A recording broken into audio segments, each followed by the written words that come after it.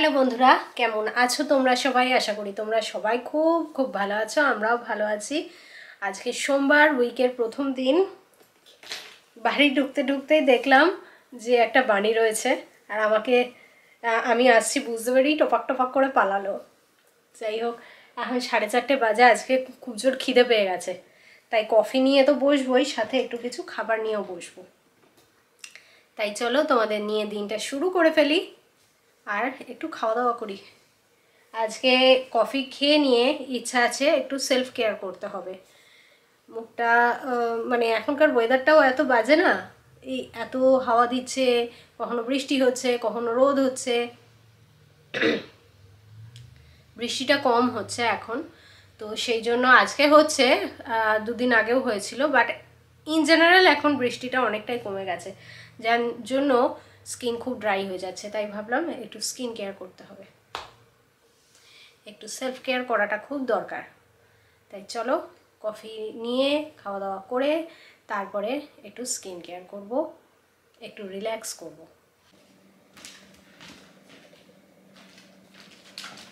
আর সেই রিল্যাক্স করার জন্যই প্রথমে ঘরের টেম্পারেচারটা বাড়িয়ে নিচ্ছি, নাহলে ঠান্ডায় কেঁপে কেঁপে রিল্যাক্স হবে না। আমেরিকা নিয়ে ভারতীয়দের মনে অনেক ভুল ধারণা আছে। আমারও ছিল অবশ্যই। এখন এখানে থেকে থেকেই লোকজনের সঙ্গে পরিচিত হয়ে আস্তে আস্তে বুঝতে পেরেছি সেগুলো ছিল ভুল ধারণা। এটা হচ্ছে একটা বিশাল আরামের জিনিস। অ্যাকচুয়ালি সেগুলো তৈরি হয়েছে অনেক সময়তেই সিনেমা, মিডিয়া বা শোনা কথার মাধ্যমে।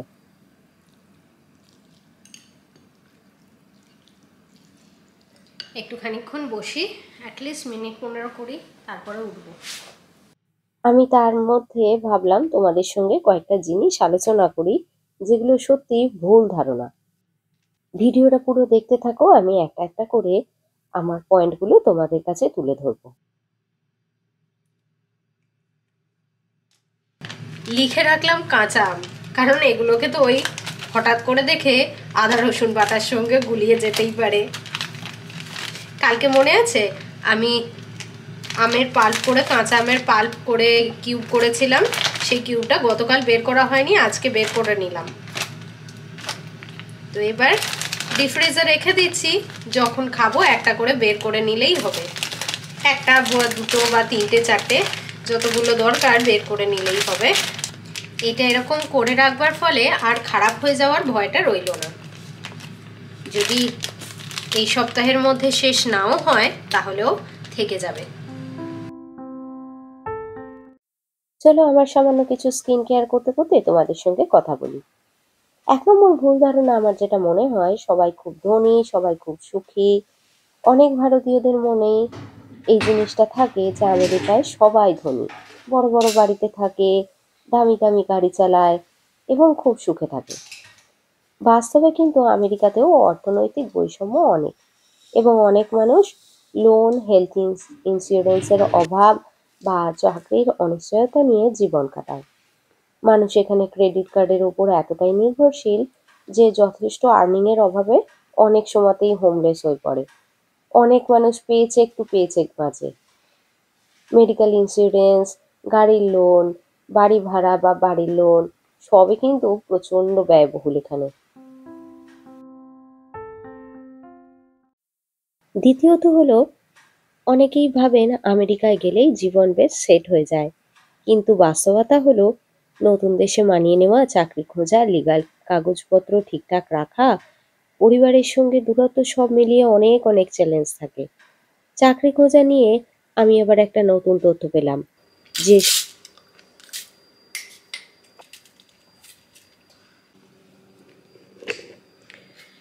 তো আমি এবার একটা স্ক্র্যাবার বানিয়ে নিলাম, একটু কফি, চিনি আর তেল দিয়ে।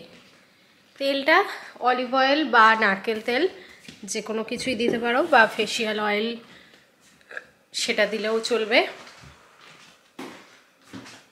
এই যে তেলটা, এইটা অ্যাকচুয়ালি সবেতেই মাখা যায়, চুলে, মুখে, গায়ে, সবের জন্যই অ্যাপ্লাই করা যায়। তো আমি একটু হালকা হাতে স্ক্রাব করে নিচ্ছি। স্ক্রাবারও আমি এখানে খুব কম ইউজ করি, কারণ প্রচণ্ড ড্রাই ওয়েদার আমি মাঝে মধ্যেই বলি তোমাদের, তো সেই জন্য স্ক্রাবার আমি প্রচণ্ড কম ইউজ করি। আর এখানে তো অত ধুলোবালি নেই, যার জন্য অত বেশি ইউজ করার দরকারও পড়ে না। যেসব মহিলাদের বাচ্চা থাকে তাদের চাকরি পেতে, বিশেষ করে অড জব পেতে বেশ অসুবিধা হয়। যেহেতু এই দেশে বাচ্চাদের বেশি প্রায়োরিটি দেওয়া হয়, বাচ্চার কোনো অসুবিধা হলে মাকে ছুটি নিতে চাইলে সেটা দিতেই হবে, সেই জন্য কেউ সহজে চাকরিও দিতে চায় না। সেখান থেকেই আমার ৩ নম্বর ভুল ধারণাটা ভেঙে যায় যে নারী পুরুষ এই দেশে সমান অধিকার পায় সব জায়গায়। তবে সব জায়গায় না হলেও অনেক জায়গাতে তো পায় অবশ্যই।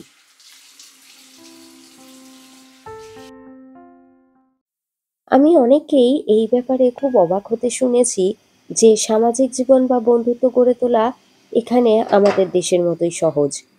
ভারতীয় সংস্কৃতিতে যেভাবে সহজে সামাজিক বন্ধন তৈরি হয়, আমেরিকাতে অনেক বেশি ফর্মাল বা দূরত্বপূর্ণ হতে পারে বলে অনেকের ধারণা। অনেকে একাকিত্ব অনুভব করেন, ঠিক কথাই। বিদেশে প্রবাসী জীবনের শুরুতে সেটা খুব বেশি করে হয়, কারণ এখানে প্রাইভেসিটাকে খুব বেশি ইম্পর্টেন্স দেওয়া হয়। যদিও আমি পার্সোনালি সেটা পছন্দ করি, কিন্তু বন্ধুত্ব গড়ে তোলা বা বন্ধুদের সঙ্গে গিয়ে আড্ডা মারা, সামাজিক জীবন এনজয় করা, সেটা কিন্তু এদেশেও হয়। অ্যাকচুয়ালি সেটা কিন্তু অনেক ভালোভাবেই হয় এদেশে। বন্ধুদের সঙ্গে যখন লোকজন সময় কাটাতে যায় বা ফ্যামিলির সঙ্গে সময় কাটাতে যায়, তখন বন্ধুদের বা ফ্যামিলিকেই পুরো টাইমটা দেওয়ার চেষ্টা করে, ফোনে বা সোশ্যাল মিডিয়াতে নয়।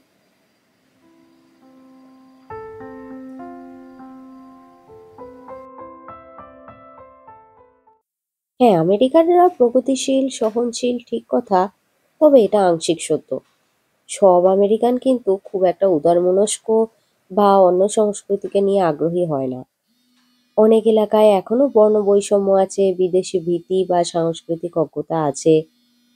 যেমন আফ্রিকান আমেরিকান বা হিস্প্যানিক, এশিয়া সহ অনেক জাতিগোষ্ঠী এখানে প্রতিদিনের জীবনে অনেক বৈষম্যের সম্মুখীন হয়।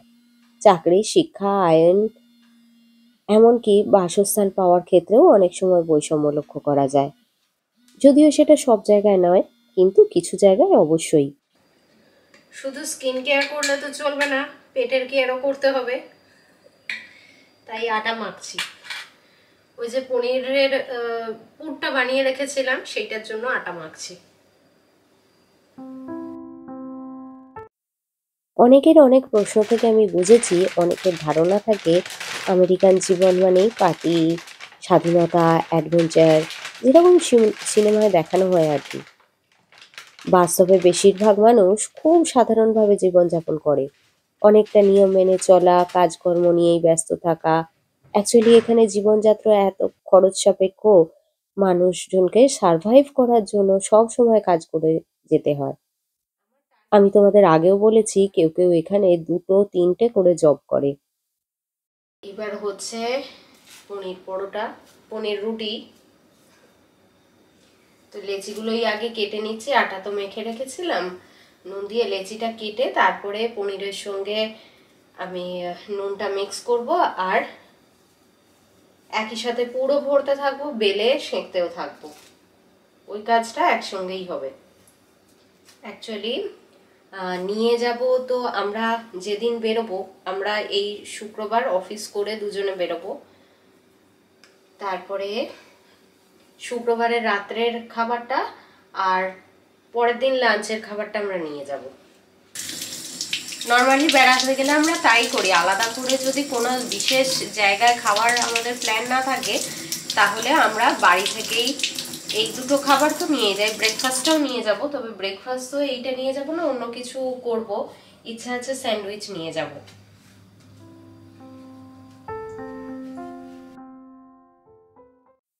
ভারতীয়দের মধ্যে একটা খুব জনপ্রিয় মিথ আছে, সেটা হলো আমেরিকায় থাকা মানেই সবাই টেকনোলজি রিলেটেড জব করে বা ডাক্তার বা ইঞ্জিনিয়ার হিসেবে প্রতিষ্ঠিত। যদিও অনেক ভারতীয় সফল, তবে সবাই এই পেশায় নেই। এবং অনেকেই সাধারণ চাকরি বা স্ট্রাগলিং পর্যায়েতেও কিন্তু থাকেন এখানে। এখানে এসে গেলেই কিন্তু একটা বিশাল পয়সা পাওয়া যাচ্ছে সেরকম ব্যাপার কিন্তু একটুও নয়। আমার পার্সোনাল অভিজ্ঞতা বা লোকজনের থেকে যা শুনে বুঝেছি, এখানে লোকে যে যাই চাকরি করুক, ভারতীয়দের মাথার মধ্যে সব সময় একটা জিনিস ঘুরতেই থাকে, সেটা হলো ভিসা। সব সময়তেই ওই চিন্তাটা থেকেই থাকে। এই মানসিক চাপটা কিন্তু বাইরে থেকে কেউ বুঝতেও পারে না, জানতেও পারে না।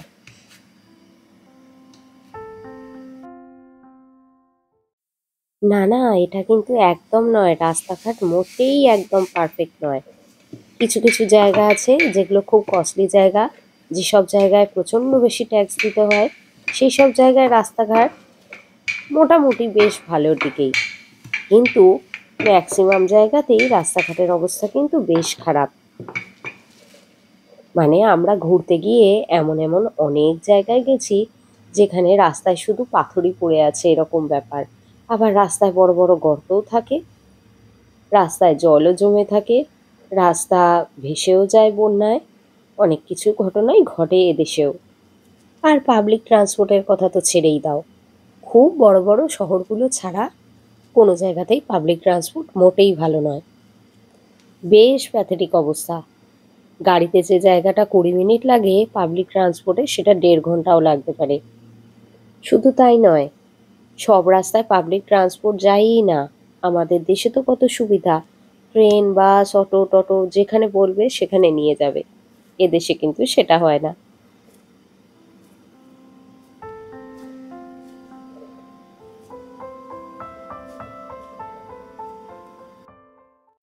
অনেকেই ভাবেন, শুধু অনেকেই কেন বলছি, আমিও আগে ভাবতাম যে এখানকার প্রশাসন বোধহয় খুব তৎপর। আবার সেই তৎপরতাতেই আমরা অ্যাপ্লাই করার ৮ মাসের মধ্যে যেমন গ্রিন কার্ড পেয়ে গেছিলাম, আবার প্রচণ্ড স্লো কাজের নমুনায় আমাদের ভিসা যখন ছিল সেই রিনিউ হতে ১ বছর সময় লেগেছিল। আমাদের অনেকেরই মনে হয়, বা আমরা যতদিন এখানে আসিনি আমাদের মনে হতো, বা এখনো অনেকের কাছেই ধারণাগুলো পরিষ্কার নয়, কিন্তু আমাদের দেশেরও অনেক কিছু অনেক ভালো। আমেরিকার সব কিছু কিন্তু ভালো নয়। আমাদের মনে একটা আসে যে আমেরিকা মানেই বোধহয় সব কিছুই ভালো। আবার আমরা অনেক সময়তেই ভাবি এই দেশের টেকনোলজি বোধহয় সবচেয়ে ভালো। সব জায়গার থেকে ভালো এই দেশের টেকনোলজি। কিন্তু সেটা একদম নয়। বিশেষ করে আমরা যদি ব্যাংকিং সেক্টরের একটা সামান্য উদাহরণ নিই, তাহলে আমাদের দেশে আজকে পেটিএম, গুগল পে, ফোনপে ব্যবহার করে আমরা যত সহজে সেটা সবার হাতে তুলে দিতে পেরেছি, ধনী, গরিব, মধ্যবিত্ত সবাই সেটা যেভাবে সহজে ব্যবহার করতে পারে, এই দেশে কিন্তু এখনো সেই টেকনোলজি চালুই করতে পারেনি। আমাদের দেশে আজ বাজার করতে বেরোলে শুধু মোবাইল ফোনটা নিয়ে বেরোলেই হয়, যেটা কমিউনিকেশনের জন্যও জরুরি। ওয়ালেটটা না নিয়ে বেরোলেও হয়। এখানে কিন্তু ওই একটা দুটো দোকান ছাড়া সব জায়গাতেই ওয়ালেটটা নিয়ে বেরোতে হয়। তাহলে বুঝতেই পারছো, কিছু জায়গায় আমরা পিছিয়ে আছি ঠিক কথা, কিন্তু সব জায়গায় নয়। যাই হোক, চলো, তোমাদের সঙ্গে কথা বলতে বলতে, গল্প করতে করতে আমার কাজও কিন্তু ঝটপট এগিয়ে গেছে। পনির রুটিগুলো অনেকটাই হয়ে এসেছে। আমি তো এইরকম রুটি অবস্থাতেই রেখে দিই। যখন খাই তখন শুধু একটু ঘি, বাটার বা তেল দিয়ে ভেজে নিই। কখনো কখনো শুধু গরম করে রুটির মতোই খেয়ে নিই। মোটামুটি আমি হিসাব করেছিলাম ১৫টা মতো হবে, কিন্তু ১৫টা হয়নি, ১০টা হয়েছে। তো খানিকটা আটাও রয়ে গেল, মানে মাখা আটা রয়ে গেল। তো আরেকটা কিছু ওই পুরভরা পরোটা টাইপেরই আমি কালকে করে নেব। তাহলে সুবিধা হবে, বেরিয়ে এসে দুদিন একটু শান্তি থাকবে। কি টিফিন দেবো বা কি খাবো সেইটা চিন্তা করতে হবে না, আর নিয়ে যাওয়ার জন্য সুবিধা হবে। চলো, এইসব করতে করতে সৌম্যও এসে গেছে।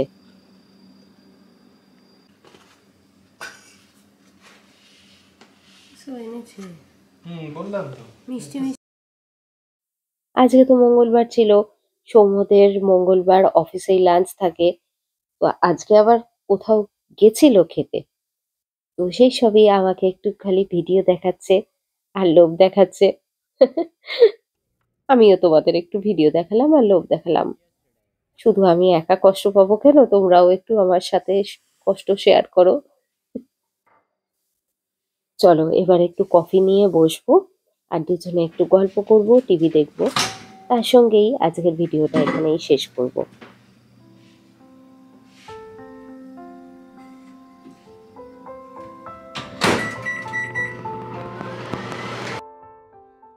আশা করি তোমাদের ভিডিওটা ভালোই লেগেছে। কেমন লেগেছে জানিয়ে আমাকে অবশ্যই কমেন্ট করো, লাইক করো, শেয়ার করো ভিডিওটা। তোমাদের একটা লাইক, তোমাদের একটা শেয়ার আমার এই চ্যানেলটাকে অনেকটা অনেকটা সাহায্য করে। তাই অবশ্যই লাইক করো, শেয়ার করো। তোমরা আমার চ্যানেলে আরো কোনো বিশেষ টপিক যদি দেখতে চাও, আমাকে সেটা কমেন্ট করে জানিও। আমি অবশ্যই চেষ্টা করব সেই নিয়ে একটা ভিডিও করার। চলো তাহলে আজকের মতো টাটা। সবাই সুস্থ থেকো, ভালো থেকো, হ্যাপি থেকো। আবার পরে দেখা হবে পরের ব্লগে।